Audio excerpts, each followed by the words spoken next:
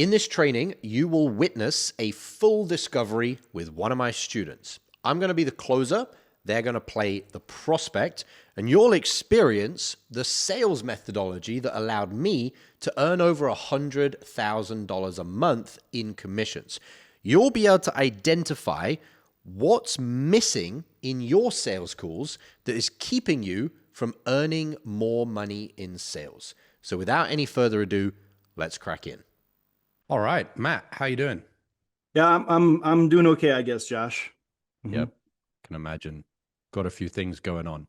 Yeah, yeah, quite a bit. So, Well, I know we got a limited amount of time, so you ready to go ahead and get rolling? yes, I am. Are you sure? No, yeah, I am. I specifically set aside the time for this, so yes. All right, cool. So we are going to go very deep on this call. We're essentially going to have a no bullshit conversation about what is going on in your marriage right now. Also get absolute clarity on what you would like to accomplish in your marriage. And then if that is all aligned with what we've got going on over here, then we can jump into essentially all the details. Sound good? Yes, sir. All right, cool. So I've got your application. I've gone through all of those details. And so I'm curious, in your opinion, what would you say is the biggest challenge that you're having in your marriage right now? Ooh, communication, definitely. Okay. Yeah, it just seems like we're never on the same page. And it's, it's been a long time now since I feel like we've really had we've seen eye to eye on a lot of things. So I think that's been the biggest thing for us. It's been ongoing for a number of years. Okay. Give me an example of one of the most critical things that you're not on the same page on right now.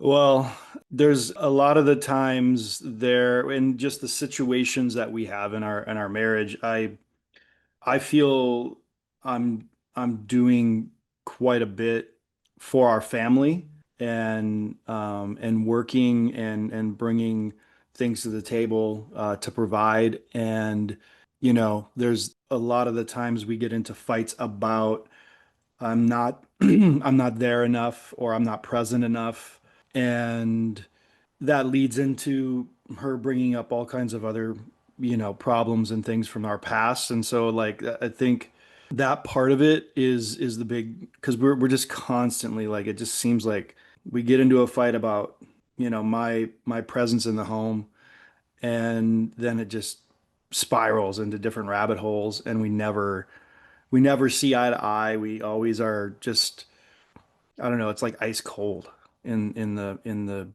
relationship. Okay. And where do things stand now between you and your wife? Well, I mean, we can communicate on certain things as far as things that have to happen, like, hey, the kids need to be picked up at this time from their practice, or can you pick them up after school? Can you stop by and grab this on the way home? Like we communicate on those things, but I just feel like it's been a long time since I've really been able just to be open and share my thoughts and hear my wife and share her how she's feeling without it turning into just a fight. Okay. And so where are things with you and your wife now in regards to, has one of you moved out? Have you broken up? Like, well, not broken up, but Yeah. We're still living in the same house. We're still we're still sleeping together, do you but mean in the same bed or do you mean sexually? in the same bed. Yeah. Okay. But we're still sleeping in the same bed, but yeah, I mean, it might as well be like, I don't know, it's like a routine, I guess, out of routine because we don't want our kids to see us sleeping in different rooms.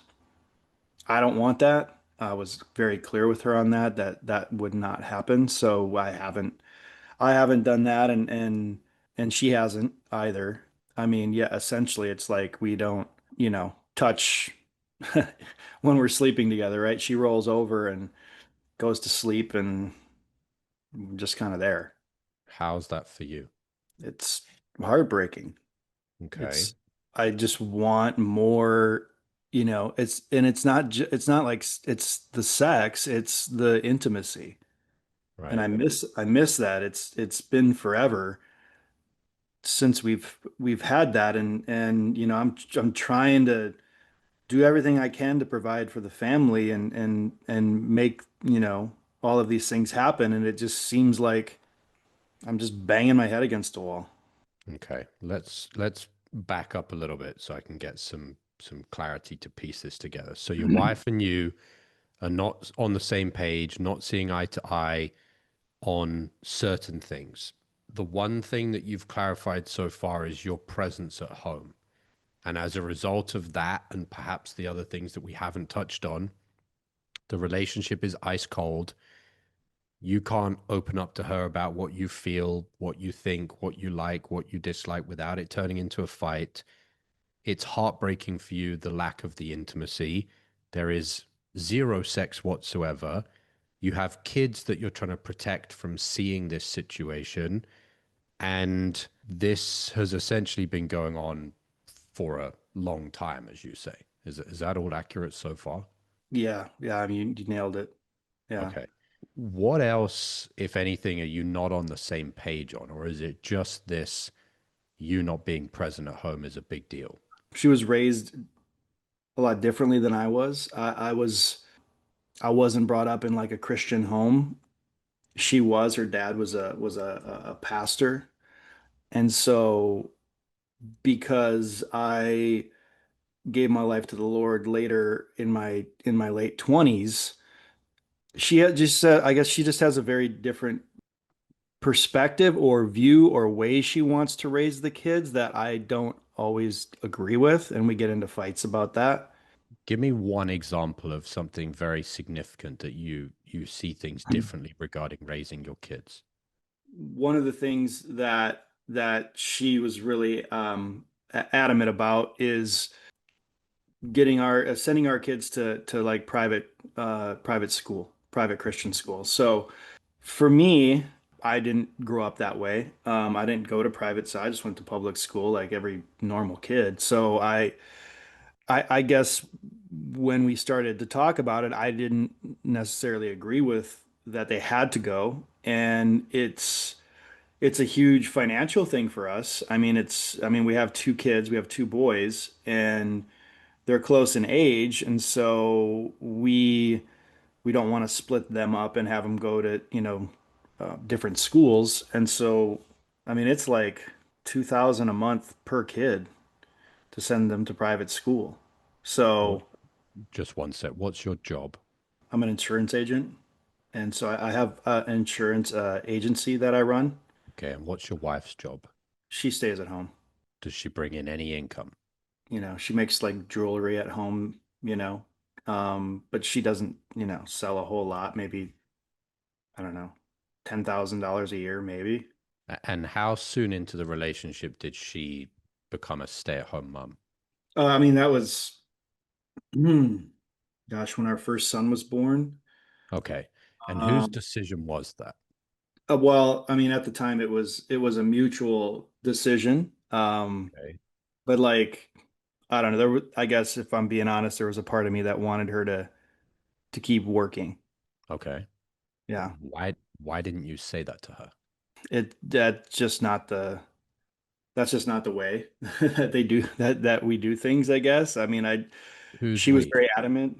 Well, I guess just I didn't want to have a conflict. So I Do just you was have like, a conflict? Do you have a conflict now? well, I mean, now it's, I mean, we have the ability to send them to the school. So I guess I've kind of gotten Yes, but my over it. question is, do you have a conflict that you're sending two kids to school, your two kids, paying the whole thing, and deep inside of you, unless I've misunderstood, there's a part of you that wished your wife was contributing? Do you have an internal conflict? Do you have a spiritual conflict? Do you have a personal conflict in any way, shape, or form? Hmm. Do you feel conflicted? I mean, now that I'm thinking about it, yeah, I think there's still a small frustration there that Well, I have to get over. is it small? Be honest with yourself. Be honest with me. Are we on this call because this conflict in how your relationship is and how your setup is as a parent and how your life is as Matt versus how you want it to be, the difference between those is it small? I think I've probably tried to minimize it, I guess, Okay. is what I would say. Yeah. But like, How long have you been trying to minimize it? well, our oldest son is 16, so 16 years, 15 years. How's it going for you trying to minimize it? Is it working? I think early on it was harder because I wasn't, No, I'm talking about now. Having attempted to minimize it for 15 years, has that solved the problem? no, Do you think you will solve the problem if you continue to minimize it? most likely not. No, it'll just be that thing, that I just don't, one of those things I don't deal with. Is that a common tendency of yours? You said one of those things. Is that just a bumper sticker statement, or is that something that you have a tendency with? You mean like to not deal with things Yeah, or to deny things, to repress them, to not face conflict head on, to not face challenges head on. Is that something that you generally struggle with? yeah, yeah, for sure. Okay. Let's go back a little bit. And you said something that was very interesting, or at least to me. You said you went to a normal school, not a private Christian school. And the phrase you specifically said was like a normal kid, a normal kid. And the way you said that was almost like a little bit jaded. So my curiosity is, and this is going to be a tough question. You can answer it however you want, but if you answer it honestly, it will help you be able to solve this problem. Is there any part of you that views your wife as not a normal person? And I don't mean that like she's an alien or she's some weirdo. I just mean that your version of normal, what's normal as a person, the type of schooling you go to, just how you normally would live versus the way your wife sees the world. Is there a part of you that looks at her and think, she's wrong, so to speak, because she's not seeing things the normal way? I don't think wrong. I think like I feel like I was exposed to more things through that process as far as life experience. And it wasn't like a sheltered type of life experience. It was, in public school. Like I just think we grew up very differently. And what I went through as a kid shaped me in the ways that I am, and the same for her. And it was completely different. And I feel like either way, like we don't, it's not necessary to go to like a private Christian school to like be a Christian, and or to raise your kids to one day become that. So that's why I guess the Do you think conflict. it's necessary to your wife? Maybe that's probably one of the things that we really haven't talked about with it. Or has she expressed to you either literally or through alternative words or phrases that that's something necessary for her children, which are both of your children, but I'm talking just from her side of things. Yeah, yeah. I mean, I can remember a few conversations. Okay. Mhm. Because what I'm hearing and where we really need to see if we can get alignment on this conversation is you and your wife seem to have a lot of differences. She's had a sheltered life. She thinks certain things are necessary. You've had a more life experienced upbringing. You don't think certain things are necessary. So, what I'm curious about and trying to wonder is aside from the covenant of marriage and sticking it out because it's, what you're supposed to do you think you two are compatible enough that both of you and your children can have a stable and peaceful situation for everybody given the large differences between you and your wife? Absolutely. Like I am completely still like I don't even know, like Okay, 16, fine. 17 years That's later, fine. like, I'm still in If love I with. got totally fine. If I got your wife on the phone and I asked her the same question, what do you feel she would say? About our compatibility Correct. or The large differences between the way both of you see things, the fact that that's now resulted in you don't see eye to eye. And if she feels there's enough mutual ground or enough places where you could both compromise, you on some things, her on other things, that it would work. yeah, I mean, I think, she'd probably say the same thing she's been saying to me about like stepping up and being the leader. Okay. So between both of you both believe, and I know you're talking for her, you both believe that this is doable. Yeah. Hmm. Yeah. 100%. Yeah. Okay. So then the question is, why hasn't it been doable thus far? I think it's because we keep getting into these conflicts and because of that, just, we're not connecting anymore.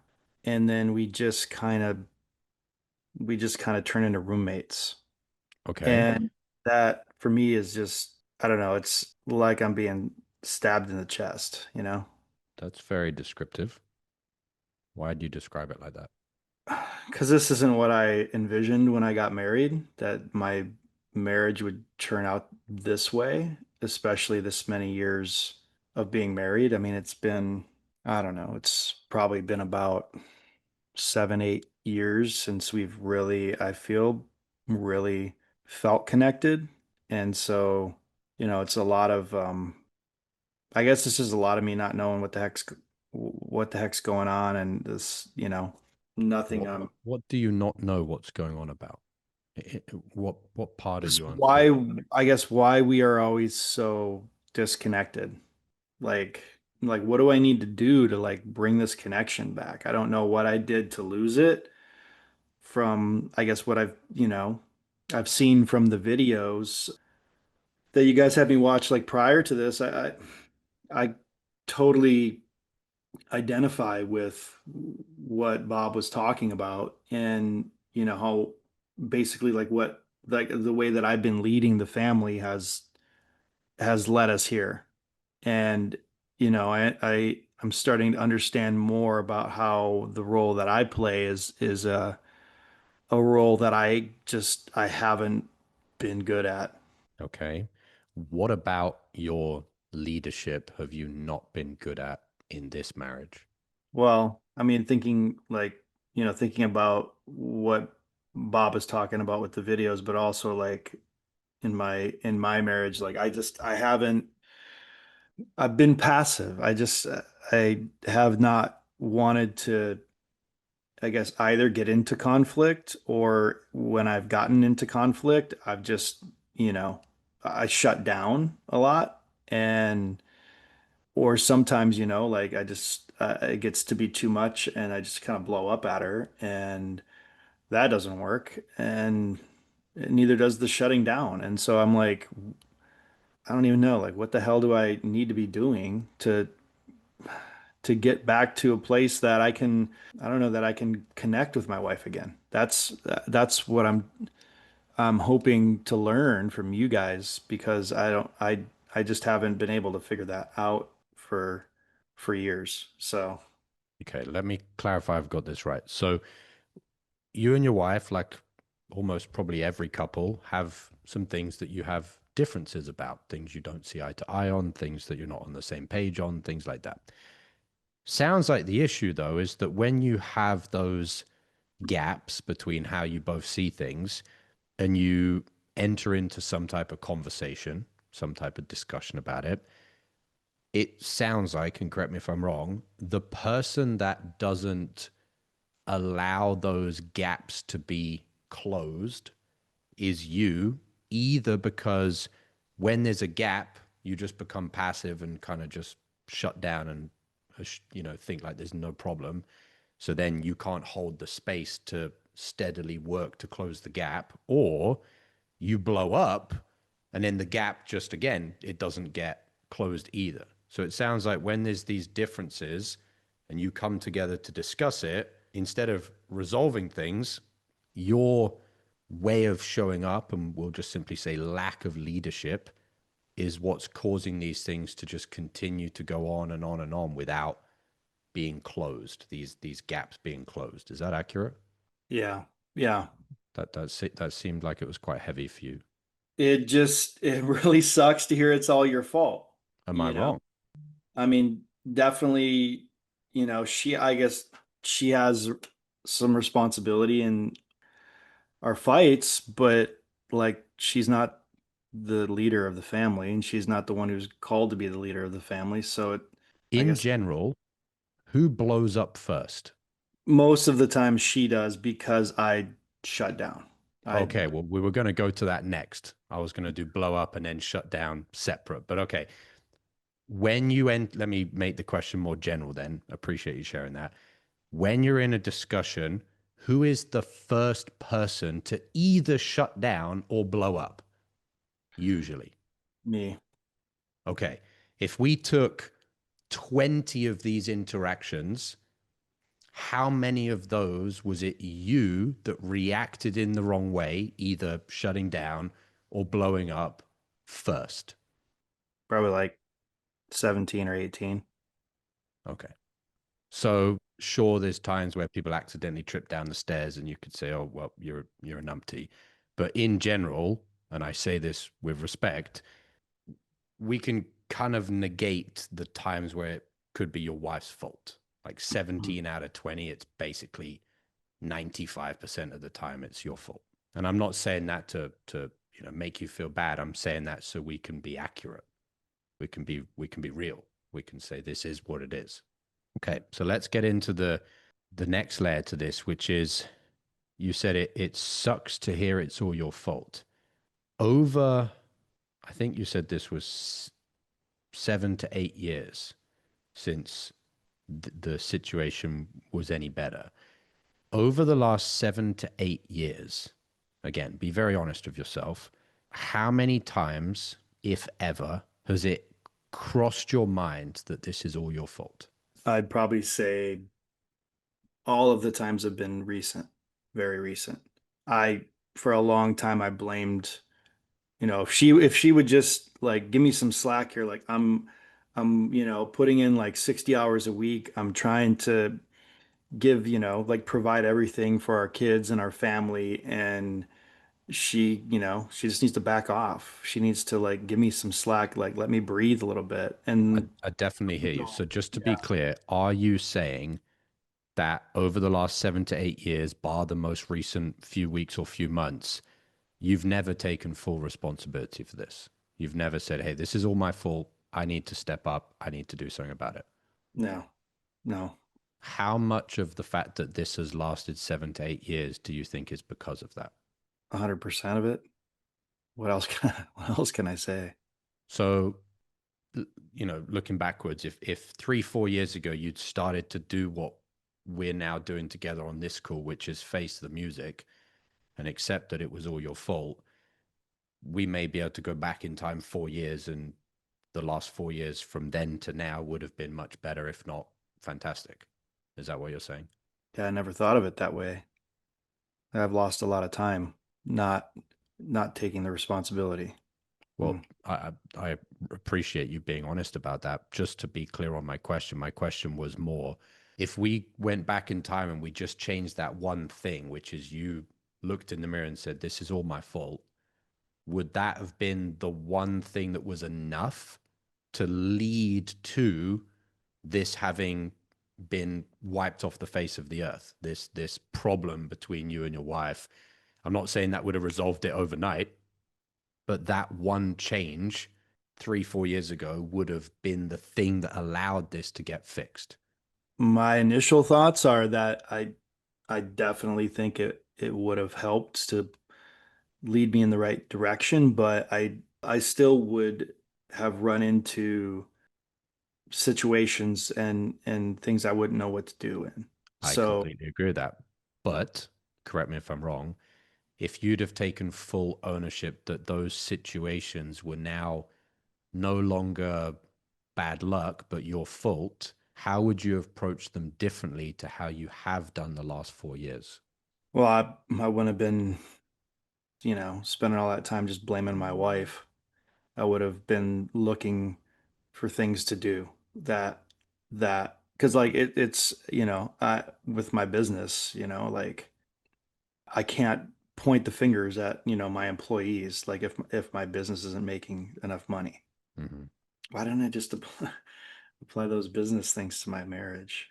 Okay, Like well, it's let's circle back. I think we've covered that side of things, but just to give you a clear way to visualize this and tell me if this makes sense. What we see and what's very well known in a range of different fields is ownership or lack of leads to passiveness or being active. If you take ownership, you'll be active. If you don't take ownership, you'll be passive. And it's the passiveness that then leads to these gaps between you and your wife seeing eye to eye not being able to be sewn together. So the ownership or lack of leads to passiveness or activeness, depends which one it is. And that then leads to the way you engage with the challenges that you've been having. Everyone has challenges. It's whether you're passively approaching those challenges or actively approaching them. And the thing that's going to determine that is whether you think they're all your fault or partly someone else's fault, and therefore you can brush them off. Does that make sense? yeah. So hopefully you're enjoying this training. Now, if you're brand new to the channel, you can skip this. But if you've been watching my videos for weeks or months, you've gotten value, you've implemented, you're making more money because of it, the question I have for you is, what are you doing? Still sitting on the outside? Are you someone who's going to continue to just watch free content when deep down you know being on the inside, being mentored by me directly, being around other unicorn closers is the thing that would take you to the next level?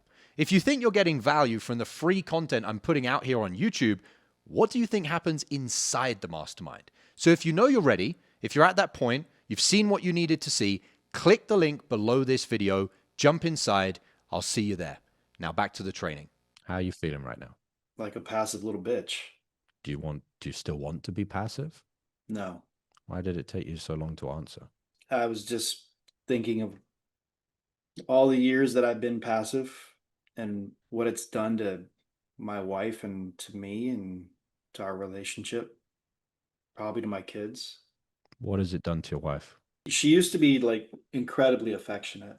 Like that was one of the things that I really loved about her. Like we were, you know, just around the house, just very affectionate with each other out when we were out and about or at church or whatever, out to dinner. Everything was just a lot of affection, and it's like I haven't seen that side of her in years. Like every now and then I get a glimpse of it, but it like goes away like in a moment. Have you got a piece of paper there? Yeah. Have you got a pen? Yeah. Can you write something down? I want you to see these words and I want to see how they sit with you. So write this down.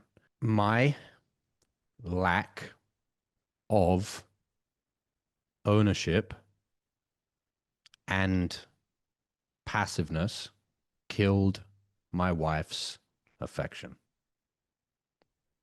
If you were to rate that statement on a scale of 1 to 10 for accuracy, 10 being it's 100% accurate, where would you put that? And put the number next to that statement. Yeah, it's 10. Okay. What has it done to you? You said for your wife, she stopped being affectionate. What's changed in you, Matt?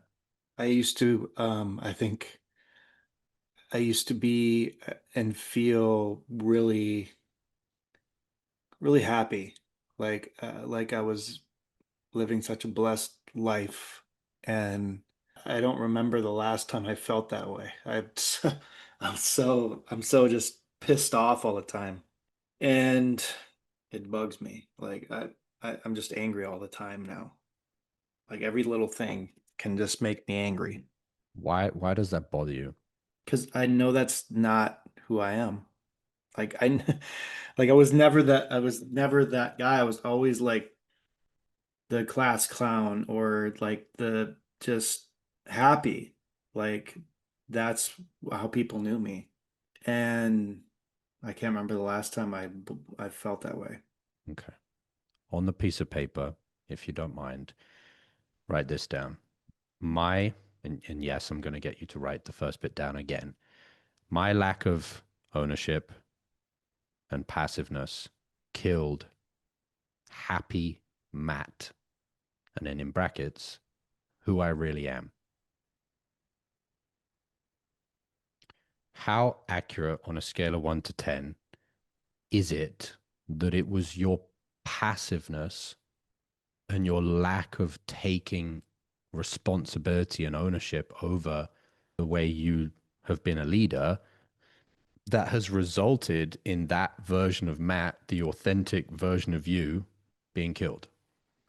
How accurate is that cause and effect? Yeah, that's 10. That's 10. Okay, put the 10 next to that. And the last one we'll do, although there's many, many other areas to this, you've got, because you said, I'll just give you a brief example. You said, that's not how people know me. So there's other people, not your kids, not your wife, but friends, colleagues, people that admired you for being the clown, being happy, having a good time. And these people don't get to have the opportunity to be around that person anymore. That person has been wiped off the face of the earth. So there is other people, but we're not going to go into, everybody. But there is one final two people that are obviously very important, which is your kids. What is the biggest negative that you see your kids having to go through in their life right now in relation to you being angry, you not being peaceful, your wife and you not being affectionate? What do you think's the biggest negative thing that they're having to experience? They have a name for it. That they they'll call me angry dad.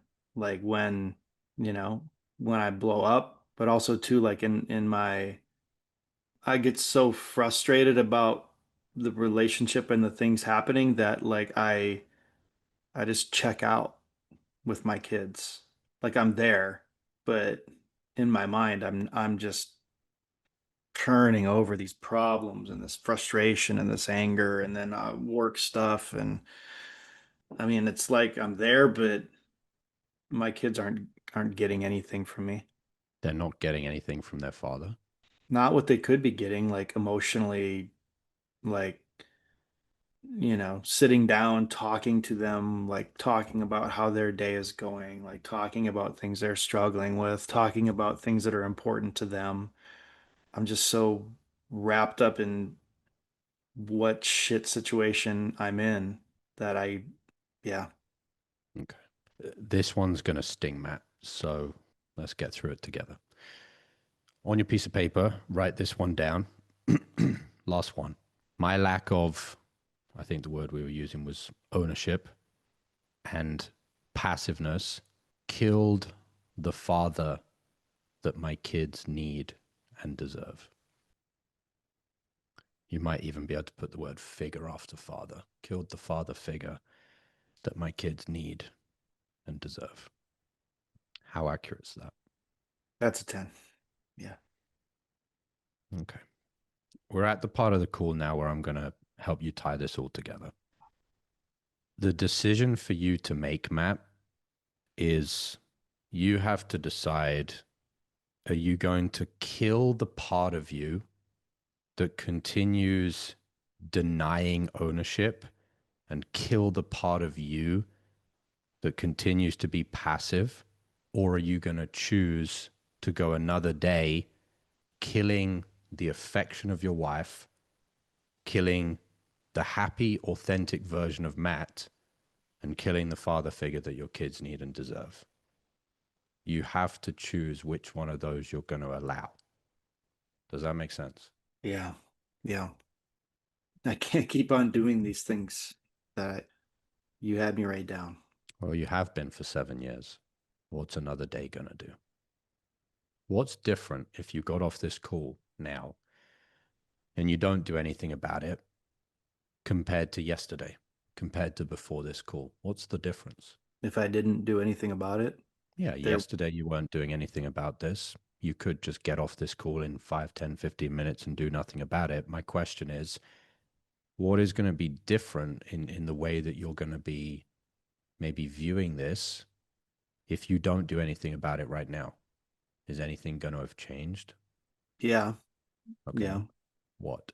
I'm going to stop blaming my wife and start taking ownership over my family, over my life. Okay. Do you think you can do that on your own without our help? I don't think I want to.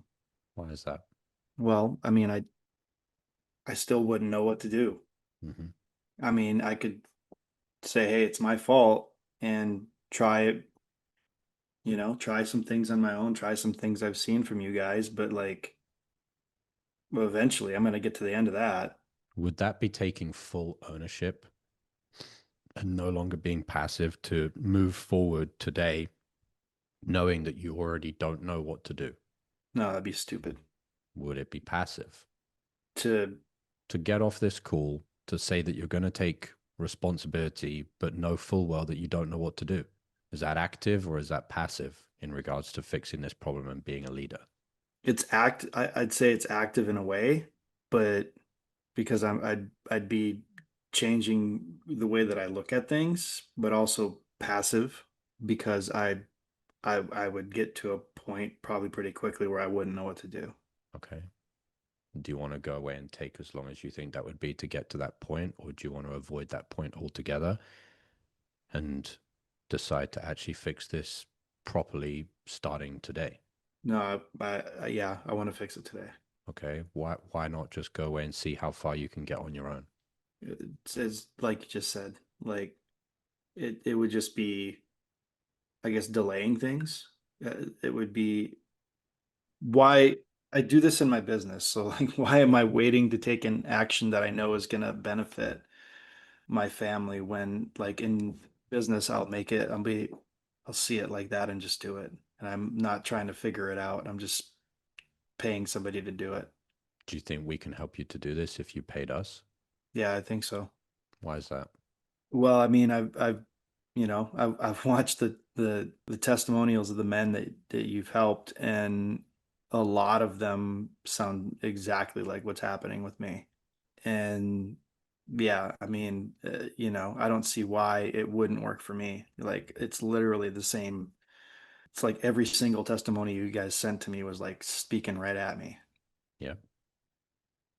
So what I'm observing, and you can tell me if this is inaccurate or accurate, is we've obviously had a very deep conversation. You've faced some very difficult things, those things that you wrote down on the piece of paper. And I know this might sound unusual, but I almost expected or hoped for or assumed that you might be, after we'd concluded all of that, a little bit more energetic about the opportunity you have to turn this whole thing around. Whereas what I'm feeling from you is you're kind of very down. And I understand why you went down because we had a really tough conversation.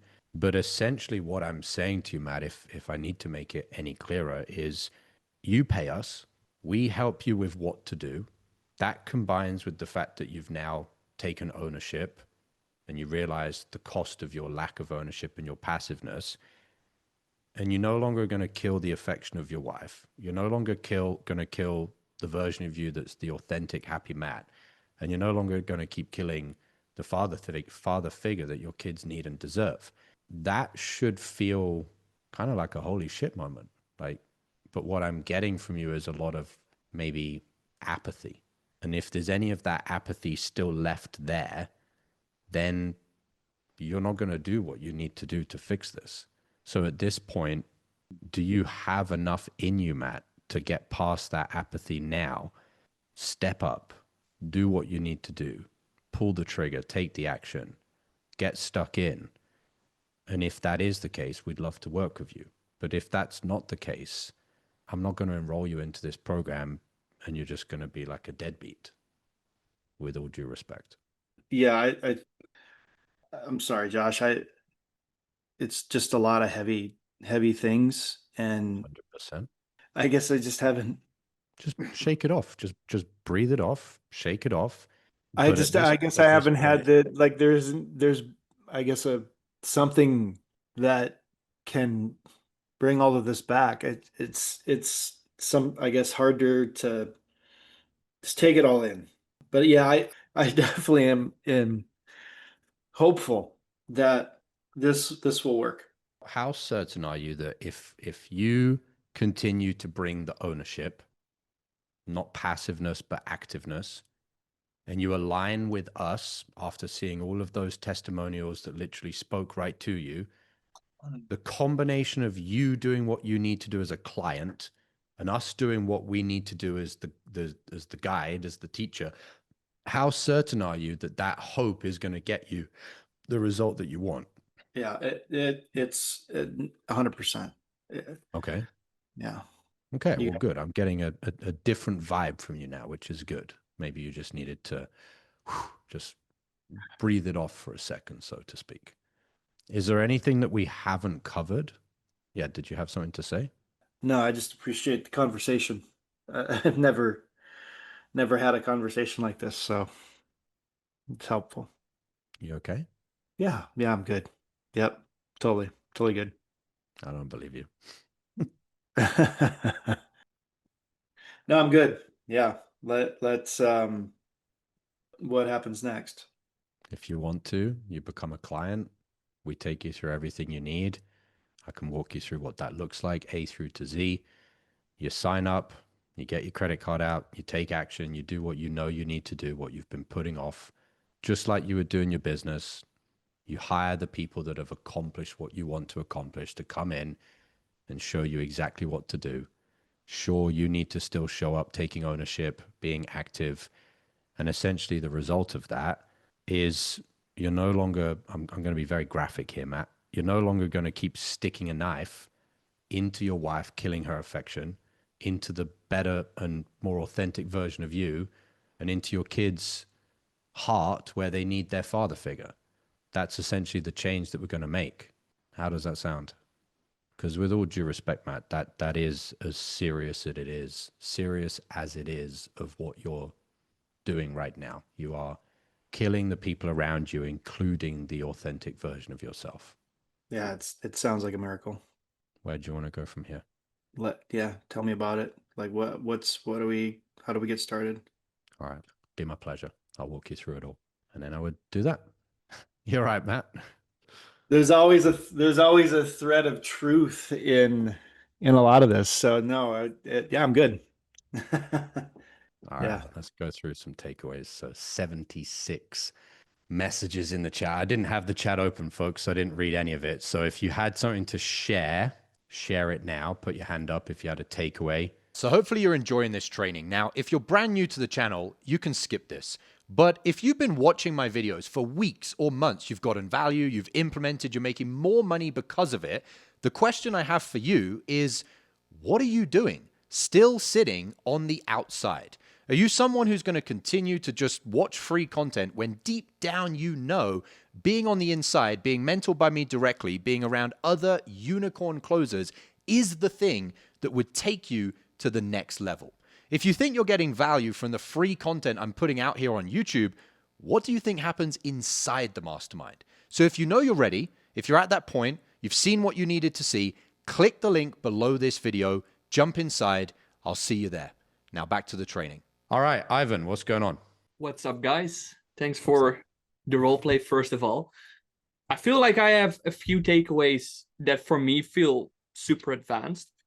So first of all, what I really noticed when you asked the hard questions on the ownership, when you stopped asking them, you just like stared through his soul. At least that felt that way to me. Like, why is this guy staring at me so hard? And it created like this tension a little bit. And you kind of had the energy to be like detached. Wouldn't really call it skeptical, but you better give me something good right now. Yeah. With the way you looked. And just that level of body language. What I see happening for me a lot of the times is that I do ask the question, but then I just like fumble around a little bit. I write down, and you just like stare right through him, and it just gives him no space to, I don't know, rationalize or do any of those things. Yeah. So I don't know if Because that makes the most sense. important thing when you're asking questions is to see what the question does, not just to get the words out your mouth. I've said the question, I'll look around and see what else is going on. The whole point of the question is to read the reaction of the prospect, right? That's why 100%. you ask the question. Don't just ask the question to ask the question. Because I could ask the question and be like, oh, that didn't really have an impact. So that was probably a shit question. And then I'm going to recalibrate where I'm going, how I'm speaking, how I'm connecting or detaching a little bit from Matt based on his reaction to what I'm asking. Yep.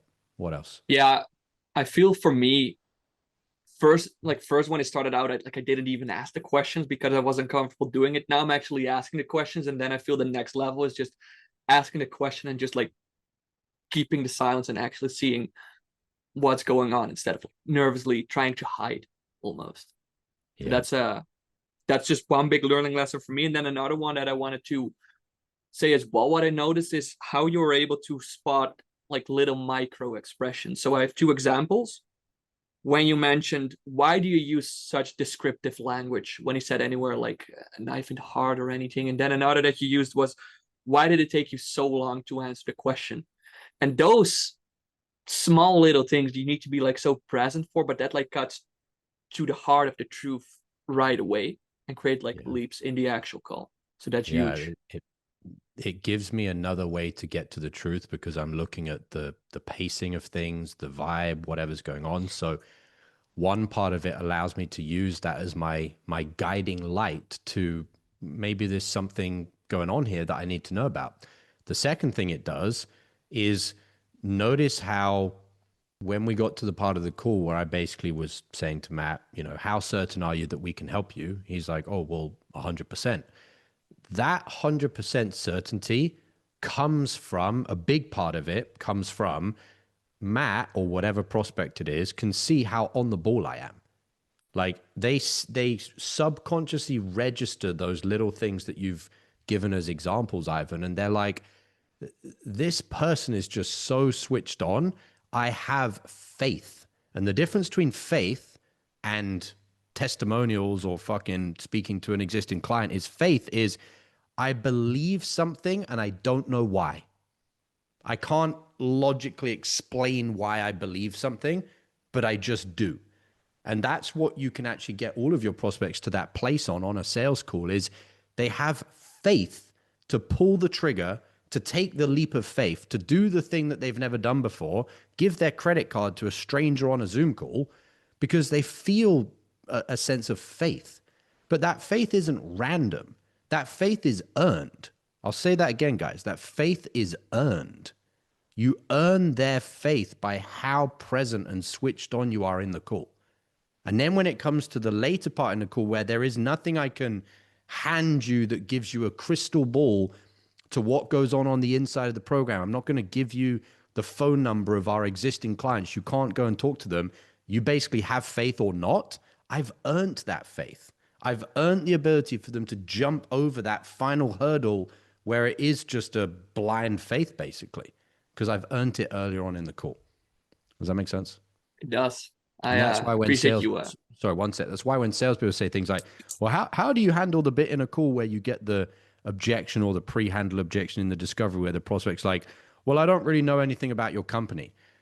It's like, well, there isn't actually a logical way to handle that unless you want to go down the track of like, well, you know, how are you going to know anything until you've tried it, which is true, but that's talking about the problem. The problem is you don't know anything until you've tried it. That's not actually addressing the solution to the problem.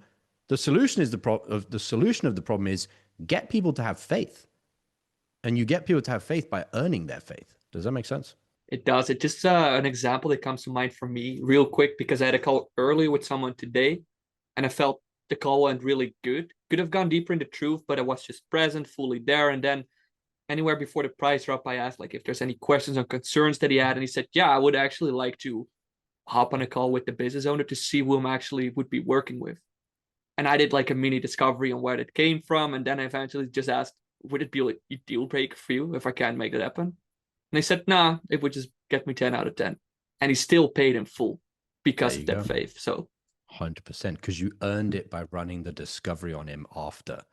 Instead of trying to run some weird word track, you just were curious about it and detached. Very good. Do you have anything else? no, I'll leave the rest to it. Appreciate you guys. Pleasure. Cool. What's up, Jay? What's up? I want to stick with one takeaway. When you mentioned like the knife twists. And like that was very specific language. And you did this multiple times throughout the call, like with the language he was using. The chat started blowing up, like when you were asking to for him to write down on the paper. The reason you're able to do that was because you were digging into his reality by getting the true meaning behind the words that he was using. So we always train on like use their words, but it's like you can use their words, but you can go even deeper if you understand like why are you using those words specifically? And like Yep. the deeper you go into that, it's like so I saw someone comment, um, Josh could make him dance on this call right now. I just And saw that. it's like you honestly, because you've almost got so into his reality, he's almost like a puppet per se because Yeah. he trusts you. He feels like you're the guide.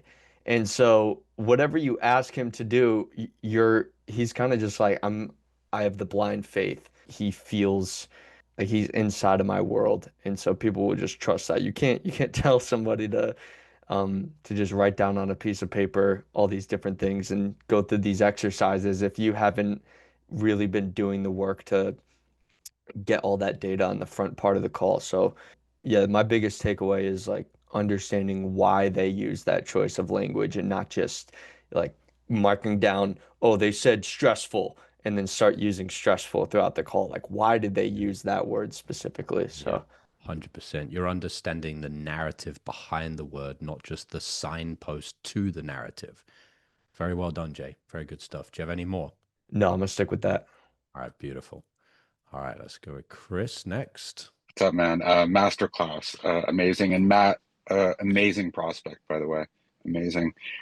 Um, several takeaways. Really calling out when somebody uses minimizing language.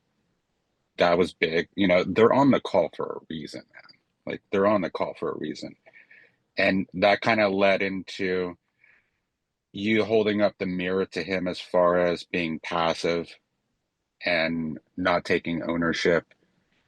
And you didn't necessarily come to that conclusion yourself. You had him fact check himself. Yep. And that was big because that's true ownership. And I think somebody even mentioned in the chat, you're essentially doing shadow work with him too as well. And just holding up that mirror, that spiritual fork in the road. It's like, hey, are you in the fork in the road? And he took ownership of that too as well. And then the other thing is doing an energy tie down. Again, I keep bringing up the energy stuff. Near the end, you sense that he was still in that kind of doom, gloom, and you asked him about that, what's going on. And I think that won him over even more because you gave the feeling like, hey, I'm here for you, brother. What's going on? Like, I just don't want the sale. Like, I give a shit about you personally. And I think that human element is so huge and why this is so fun too. Let me explain a little bit about that one. So, who here has heard the phrase, don't shoot the messenger? It's obviously a very cliche phrase. Everybody says, don't shoot the messenger. It's a phrase because it's something that people do. So, hence, there's become a phrase to try and get people to not do it. And so, in this context, I'm the messenger of that emotional state that I got Matt into where he was really beat down. In other words, it would be very easy at the end of the call, if I'd have left him in that state, for him to not like me. Even though I've done him a service and I've been helping him face reality and get to the truth, I'm the messenger. In other words, he's just going to remember me as this person that made him feel shit. Well, that's not going to create a very good relationship for the business owner and the fulfillment team moving forward. It's also going to be quite unlikely that he actually buys, because I can get him to quote unquote feel shit by facing the truth when we're having the discussion. But I've got another hurdle to get over, which is, well, now I've made you feel shit. I also want you to give me your credit card. That's kind of pushing it on the line of like, well, you've made them feel shit. Now you also want their credit card number and you want them to give it to a stranger over the phone. So I'm aware of these things like don't shoot the messenger. Now, That doesn't mean every call, guys, you need to pull someone out, doing a dance and they're in a great happy space. But looking at how I'd got Matt on that call, I was like, this is just going to be associated negatively to me. And I want this to be a collaborative relationship for this prospect and the closer and the fulfillment team and the business owner that feels like, okay, yeah, we had a really difficult time. We had a really difficult conversation, but we've come through it. We've come out the other side, like the hero's journey that you talk about, Chris, and we're going through it together. So it's important that you understand the context of it, which is, you got to realize that people do shoot the messenger down, even though they shouldn't. So I'm shifting that energy very intentionally. The other thing you mentioned, how on the ball you are, gives you a lot of leeway to have a very tough conversation.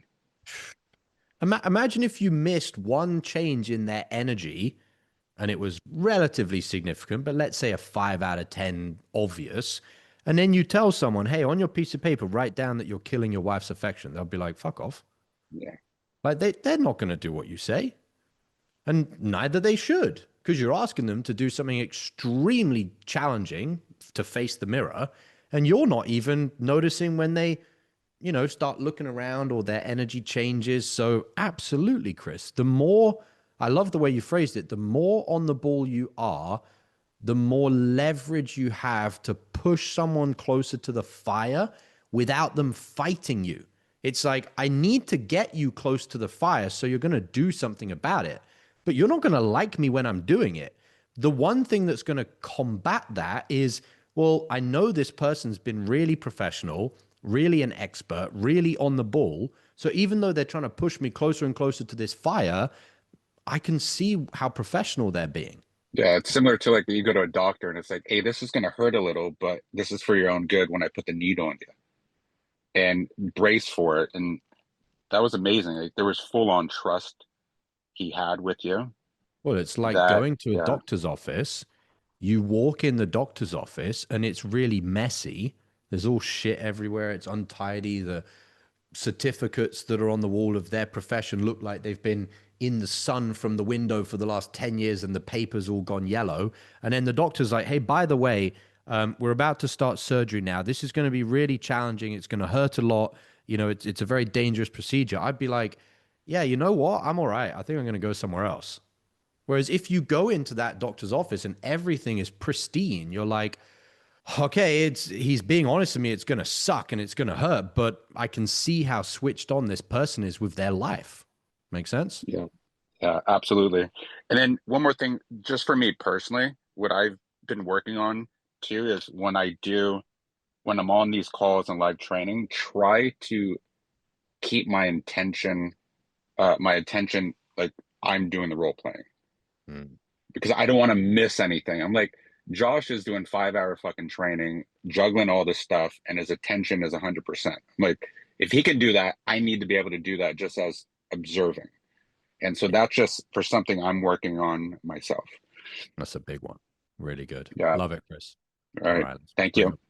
It's a pleasure, Chris. Excellent role play. Excellent prospect, Matt. Number one is seeing you do this role play just opens up my mind to a lot of freedom in terms of what I can do with scriptless selling.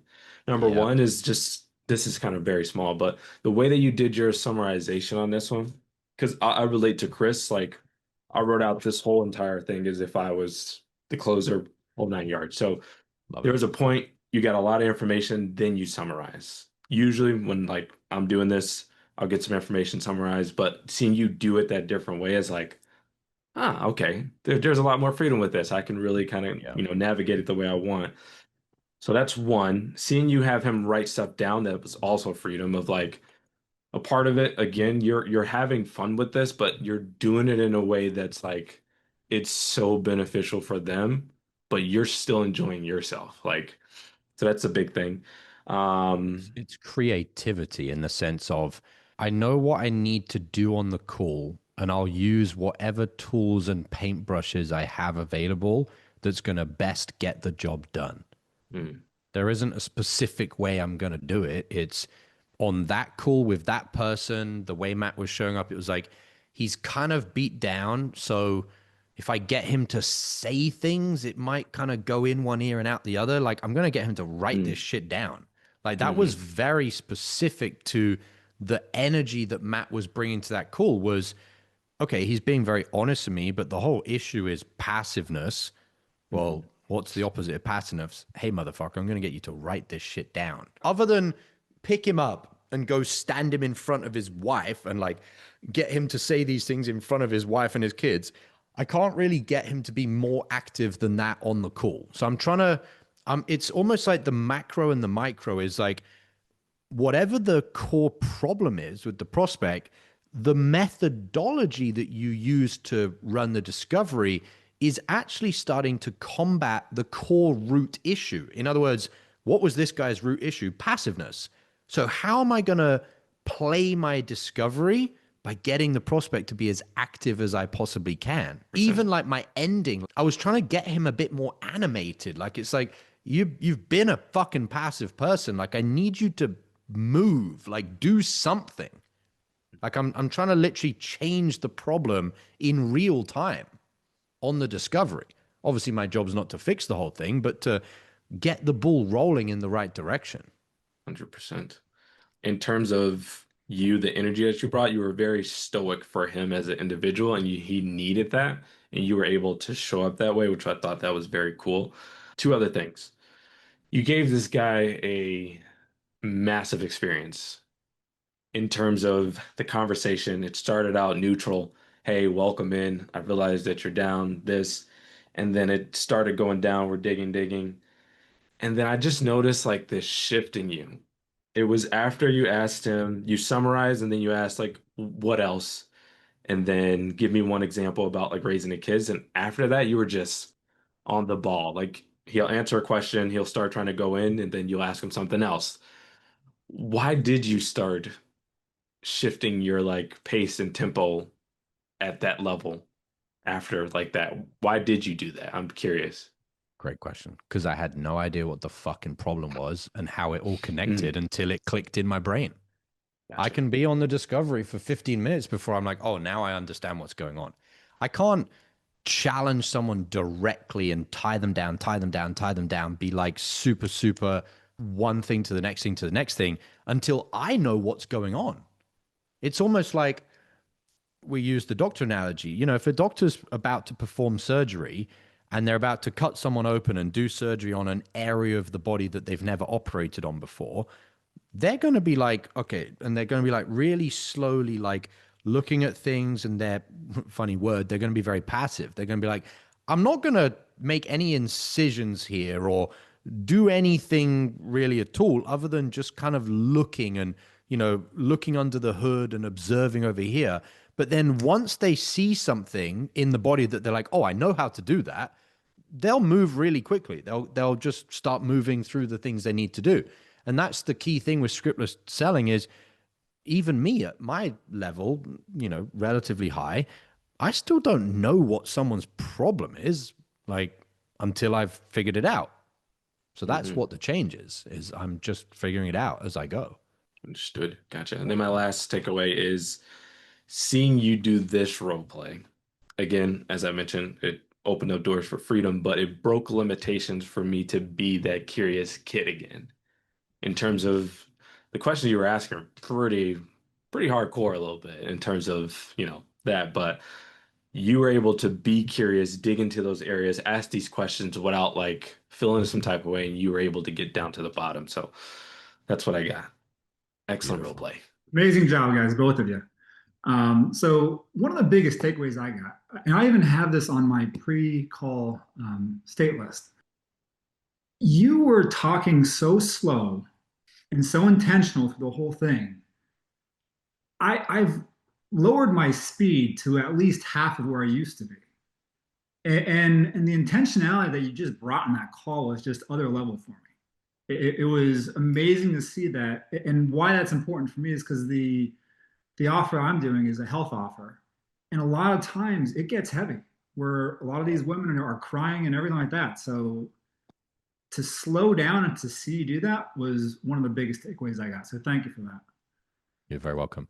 What I'm actually doing is as I'm slowing down my heart rate, which is my speaking, my heart rate, my tonality gets lower, like everything's just much more grounded. What I'm actually doing is creating like an energy space between Matt and I, where it keeps him in this energy space that feels protected. He feels safe. It's not about the speed of the words that are coming out my mouth. That's a symptom of the deeper thing. The deeper thing that I'm doing is I'm creating a safe space in my energy. And that's why my words come across a lot slower. And I'm doing that because, well, as we saw, look at how hard of a conversation that was. Even Matt playing a prospect had some emotions come up. So does that make sense? It makes sense. Yeah. Yeah. Okay. So, and that's what you would do whenever you get a prospect that's you're going to something really.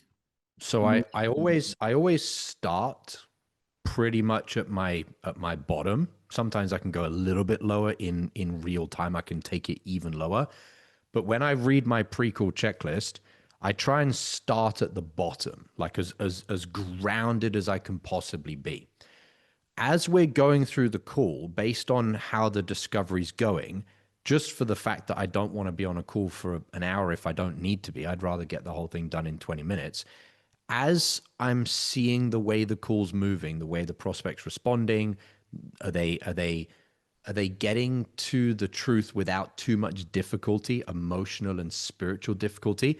I'll actually bring my state up so that I can speed up, because I don't want to be on the call any longer than I need to.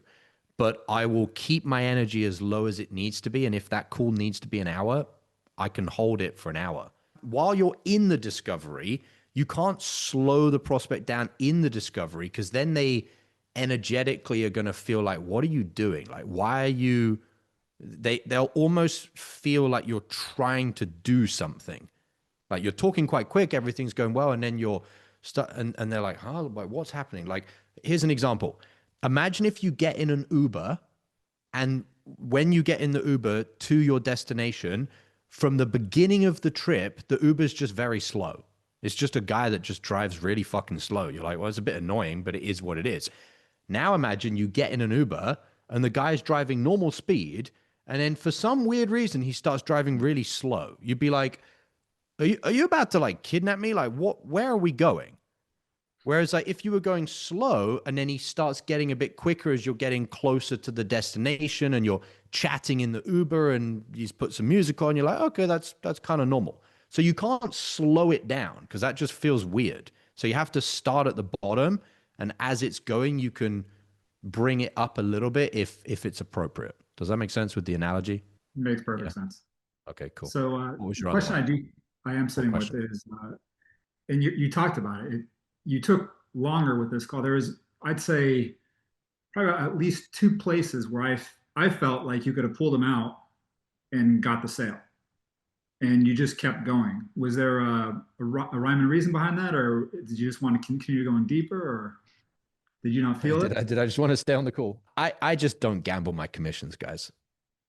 Like if I've got 40 minutes into a call and it's like a 60 to 80% chance I'm going to close, and I spend an extra 20 minutes and I can get it to a 9 out of 10, why am I not? I've already been on the call for 40 minutes.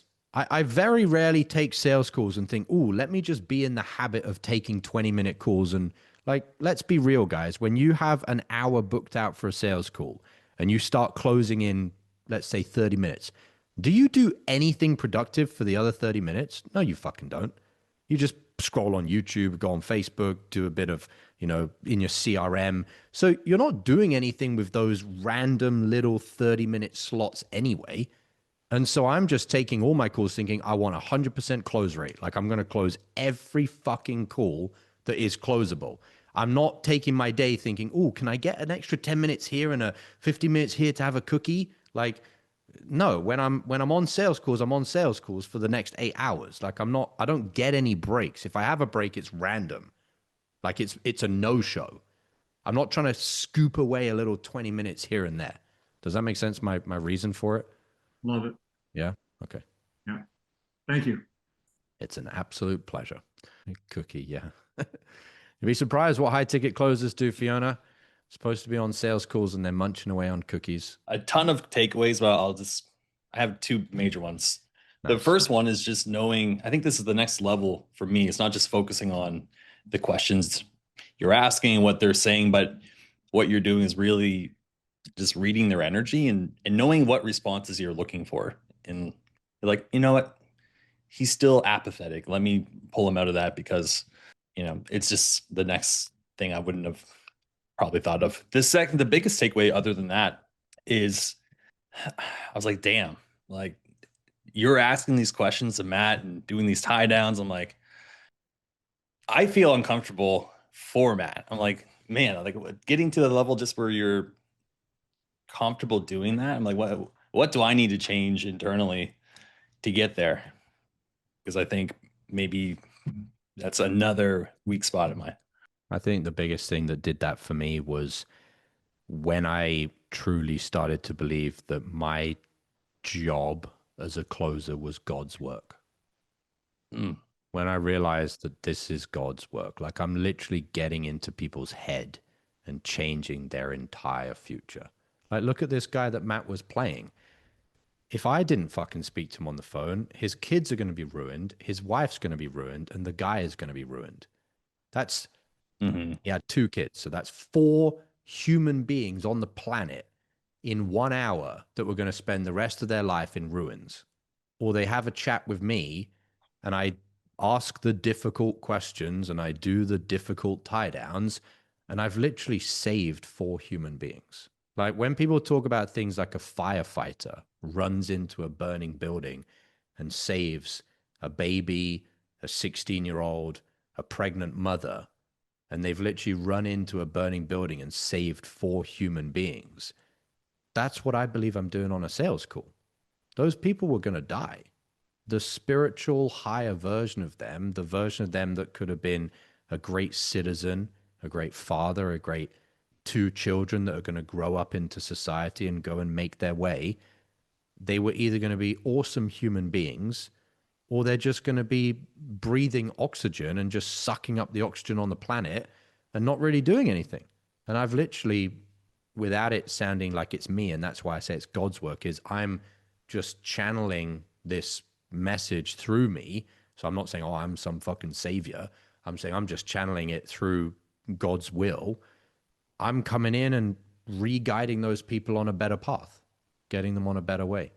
So, oh no, it's a difficult question and feels uncomfortable. I'm not mocking you. I'm mocking general salespeople. Oh, yeah, no, that's it's such not a even difficult about question you. to ask. It's like, okay, cool. So you're just going to watch the building burn down and watch those 4 people burn because you're like, oh, it's a bit hot. It's a bit hot for me to go in there. I don't want to get a little burn on my elbow. It's like, so what? You're just going to let the pregnant woman die in the building? Right? Like it all comes down to perspective of how serious you view sales as. Makes total sense. Like people talk about the butterfly effect. Like that person that Matt was playing would impact his wife and his 2 kids. Those 2 kids are going to grow up and have, I don't remember what the number is, guys, but they say something like you're 7 to 9 people removed from like everyone on the planet or something like that. And it's like, what's the butterfly effect of you impacting those 4 people? Those 4 people get impacted. Those people impact 400 people. Those 400 people impact 4 million people. Like if you ran it into an AI or into a supercomputer and you said, right, I'm going to be in sales for 2 years. I'm going to take 5 calls a day, 5 calls times by, let's say 5 days a week. That's 25. That's 100 a month times by a year. That's 1,200 times 2 years. You're gonna connect with 2,500 people in 2 years. I'm pretty sure if you ran a simulation on 2,500 people, the butterfly effect, that's probably like the 9 billion people on the planet that you're going to impact. And you're going to do it in 2 years. Like it's massive. The collective consciousness of the planet that you can impact as a high ticket closer is insane. Yeah. Just one more thing to add to that. It makes sense then why you had such a high close rate. If that's the way that you were viewing sales and that's how serious you were taking it, it makes total sense. Well, let me ask you a question, Ben. Do you think I could fake the energy that I was in on that role play or the one yesterday or any of the role plays? Like, do you think I could just pretend to be that switched on? Like No. it's real because it's real. Like I couldn't even fake it. It's too difficult to fake. Like I can only be that present because I genuinely believe sales is this important. Changing people's lives is this important. There's no way for me to be that tuned in and present without a massive reason why behind it. Okay. All right. Final stuff. Matt, take us home. I was just doing some chat GPT calculations here. What did it say? I know this isn't accurate, but just put what if I was a psychologist that had a conversation with 2,000 people that completely changed the trajectory of their life? How many total people would that be in the ripple effect or the butterfly effect? Yeah, it says if you're a psychologist who's had life-changing conversations with 2,000 people, the scale of your potential impact increases dramatically, especially when factoring in the direct impact of 2,000 people, the indirect impact, the ripple effect. If it didn't give you a number, just reply and say, give me a ballpark number. It says if you've truly changed the lives of 2,000 people, you may already be influencing tens of thousands, even generations. That's not just a meaningful career, it's a legacy. That's what I talked about in Marbella. Is it's not just that you're having a butterfly effect on a magnitude of volume of people, you're having an impact across time, which, to sound not too braggadocious, essentially makes you like someone that lives throughout history. Like your impact as a high ticket closer will impact parents, kids, and their kids. Like it will completely change the spider web of people's life through history. So it makes you essentially immortal. What's your takeaways, Matt? Well, one of the takeaways was not from the role play, but from your commentary of how you feel that what you're doing is God working through you. I feel like that is massive. As a Christian, I think a lot of my struggles too as well have been like I want to earn a lot of money, but then like you get the dogma or whatever wherever you pick it up that says that you don't make a lot of money. It's not good to make a lot of money. And that mind virus, that lie of that, right? And so that's a very freeing thought to have that, right? Is like it's just God channeling through you to help these people and you're the instrument. 100%. I felt that you having and now that you've explained it as well, at the time I was just like, wow, when you were having me write out the what you had me write out with my lack of ownership and passiveness. That for me was massive, and now it makes sense because I had a history of being very passive, and that's why a lot of these men are even in this situation is because they have not been active, they've been passive. That's probably 98 to 100% of the men I speak to. I thought it was very interesting when you did it, and I know yesterday the takeaways, I wasn't able to be on the one yesterday because I had calls, but a lot of people had talked about it was hard for them as they were, or hard for the prospect as they were going through it to like write out their thoughts. But when you did this, I was like, oh, this is interesting. You went into the past and talked about my passiveness over the last 4 years and what that had done and what would have been different if I had not been passive. And I felt like that really widened that gap for me. Yeah. But there was still that part of me too, as well, that towards the end, I was surprised, like everyone, that you didn't leave me down there. Cause I was like, I get people to that point in my calls, but I don't lift them up. And then I take them into the pitch. And like yesterday, this guy, I mean, I did the discovery and I found out this guy basically is like negative every month. He doesn't have enough money to cover his bills and everything, but we still went through everything. I still was tying him down. And then it made me think of him because we got to a certain point and he was applying for like PayPal credit to come up with some money. And then he just probably 15 minutes into working through that, he just hung up on me and then wouldn't respond. And I was like, I wonder if because I wasn't uplifting him moving into the pitch that he was just like, man, I don't have the money. I'm never going to be able to do this. Like he just was like, he felt too deep into shame. Yeah. Like you got to take someone deep into the shame of their own consequences of their actions. But if you just hold them there for 30 minutes, they're just obliterated and they just hate you. So you got to get them there to like, hey, do you feel ashamed of your lack of action and you're taking the wrong actions? Yes. Okay, let's stay there for a couple minutes. Okay, pause, hold them in there. Okay, cool. All right, good. Pat you on the back. You've done the right thing. Let's pull you out. You're not just going to hold them there for 30 minutes. Mm-hmm. Yeah, very important. Yeah. And those were my takeaways. Yeah. I thought, like people were saying in there, like I was channeling a lot of my own experience through it. So the emotion was real, very real. 100%. So thanks for the free therapy. All right, guys. I'll see you tomorrow for our normal Wednesday training. Have a great rest of your day, guys. Talk soon. Another high ticket sales role play with me being the closer and one of my students playing the prospect.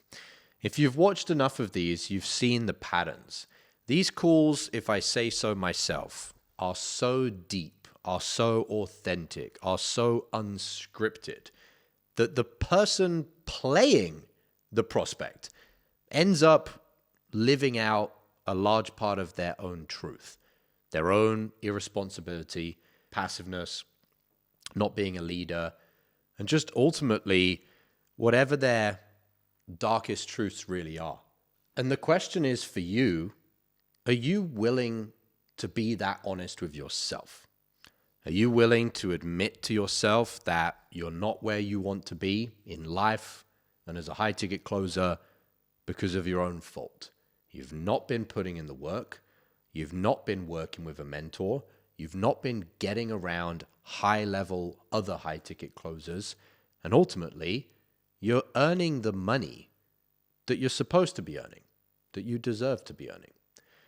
Only if you're willing to be that honest with yourself, just like Matt was being as a prospect, playing actually a large part of himself, and just like all of the other members of the Unicorn Closer Mastermind are that honest with themselves inside the mastermind to face the internal mastery changes they need to face, until the day, hopefully today, that you choose to be that honest with yourself, you will continue making the money that you're making. If you want to fix that, if you want to change that, below this video is a link.